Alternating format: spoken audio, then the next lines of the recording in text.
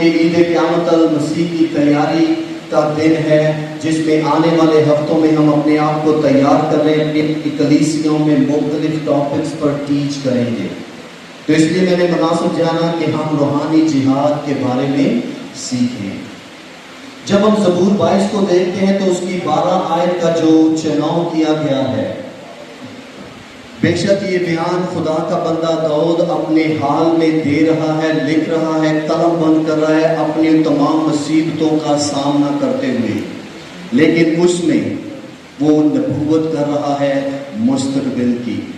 جب وہ کہتے کہ بسن کے سانڈوں نے مجھے گھیر لیا ہے یا گھیرے ہوئے ہیں، تو وہ دراصل اس روحانی جنگ کی بات کر رہا ہے جو 2000 سال پہلے صلیب پر خداوند یسوع مسیح کو درپیش تھی۔ یسوع مسیح کی زندگی کا آغاز ہی روحانی جنگ سے شروع ہوتا ہے۔ اس لیے آج ہم زبور 22 چند ایک سچائیوں پر غور کریں گے۔ ہاللیلویہ۔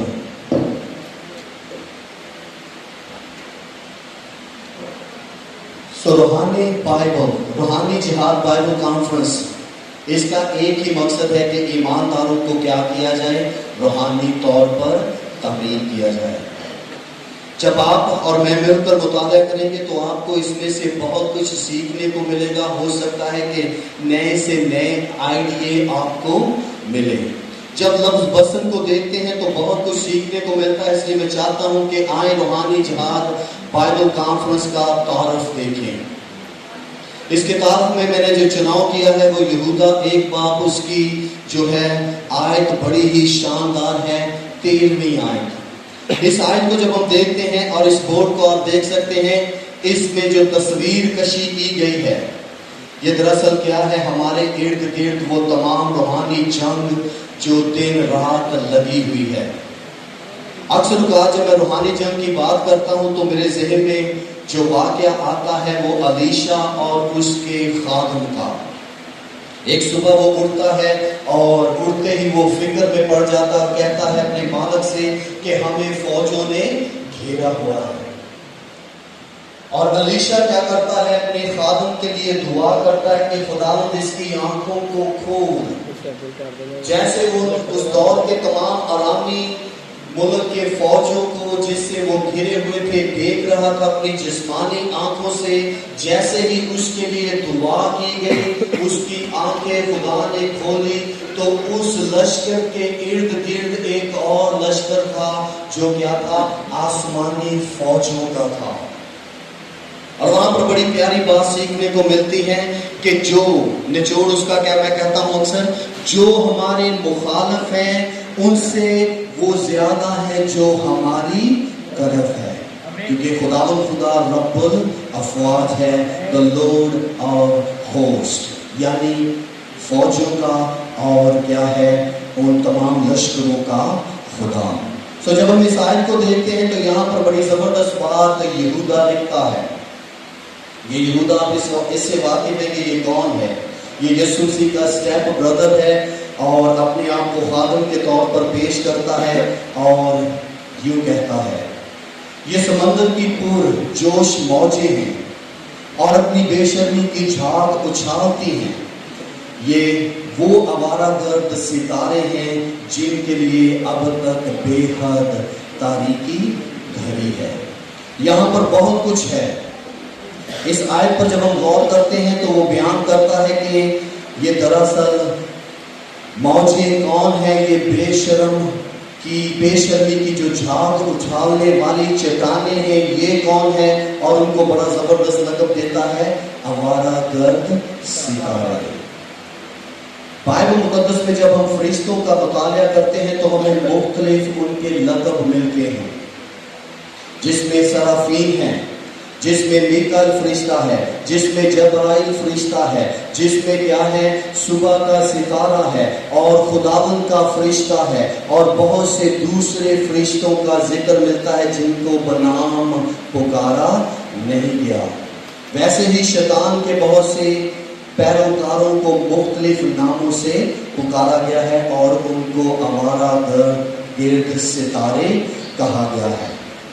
جب اس لفظ کو پڑھتے ہیں تو یونانی زبان بیان کرتی ہے یہ وہ ستارے ہیں جو کیا ہیں اپنا مقام اور اپنی جگہ کو بھول چکے ہیں. وہ ستارے جنہوں نے اپنا مقام چھوڑ دیا جس مقام پر ان کو رکھا گیا تھا. سو آئیں چند ایک سچائیوں پر غور کریں. ہم سب پاسبان ہیں، خدمت میں ہیں، تو اس لیے میں چاہتا ہوں کہ بائبل مقدس کے فہم کے لیے 3 بنیادی اقدام جو ہیں ان کو اپنی زندگی کا زیور بنا لیں. جیسے پانی، خوراک اور ہوا انسان کے زندہ رہنے کے لیے ضروری ہے، ویسے ہی بائبل مقدس کے لیے یہ سادہ 3 اقدام بہت ہی اہم ہے. یہ آپ کے لیے آپ کے اندر کیا ہے ایسا جزیرہ یا ذخیرہ بن جائے گا. آپ کہیں بھی کسی جگہ سے بھی فلپس کی طرح، یاد ہے جب خدا کا فرشتہ اسے اٹھا کر لے گیا اور اس جگہ پر لے کر گیا جہاں پر حبشی فوجا آ رہا تھا اپنے رتھ کے ساتھ، اور وہاں پر پہنچایا اور وہ انبیاء اکبر میں سے ایک صحیفہ پڑھ رہا تھا جو یسایہ نبی کا تھا. اسے جب وہ پڑھ رہا ہے تو وہ سوال کرتا ہے کہ نبی کس کے بارے میں بات کر رہا ہے. تو فلپس بڑے زبردست طریقے سے اس کو بیان کرتا ہے اور وہیں سے کیا کرتا ہے مسیح کی خوشخبری اسے سناتا ہے. فلپس بہت ماہر تھا کلام خدا کے مطالعہ میں اور ان سادہ اقدام میں کہ وہ کہیں سے بھی کسی جگہ میں سے بھی کیا کر سکے یسوع مسیح جو بائبل مقدس کا مرکز ہے. اگر بائبل مقدس میں سے یسوع مسیح کا نکال دیا جائے تو ایسے ہے کہ پوری بائبل میں سے ہیرو نکال دیا جائے اور صرف ویلن اور کیا ہے مظلوم ہی رہ جائیں گے. ہر کہانی میں ہیرو، ویلن اور مظلوموں کا چھٹکارا کیا ہے ہم ہر روز ٹی وی پر دیکھتے ہیں.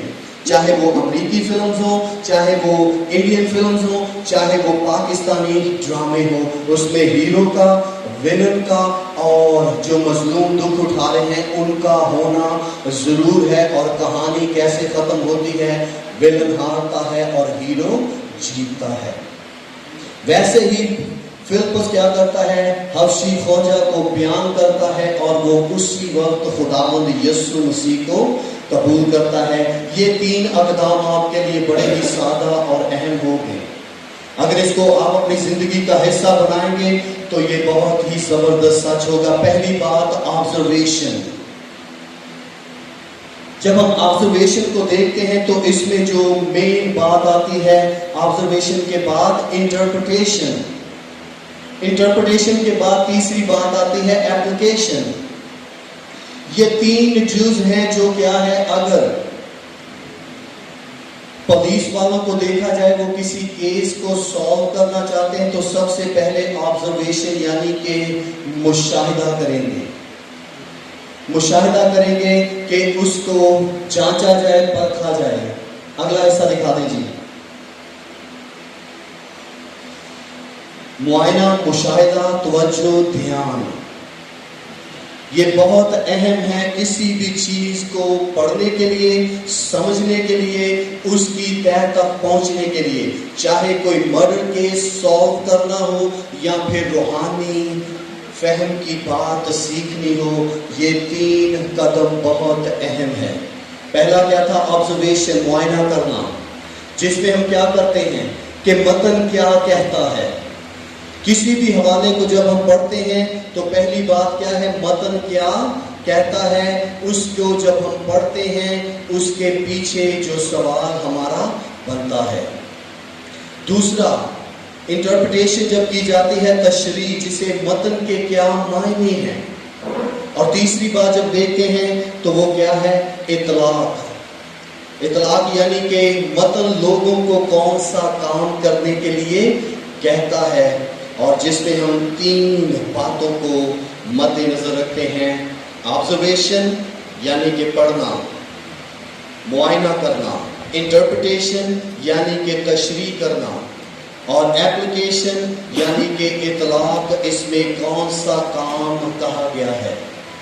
کسی بھی حوالے کو جب پڑھتے ہیں اس میں دیکھنے کی ضرورت ہے یہ اصلاح ہے، تنبیہ ہے، حکم ہے، نبوت ہے، माजी की बात है, हाल की बात है, इसमें हौसला अफजाई की जा रही है, किसी बात पर क्या है हुक्म दिया जा रहा है, या फिर इसमें कोई और सच कहा जा रहा है।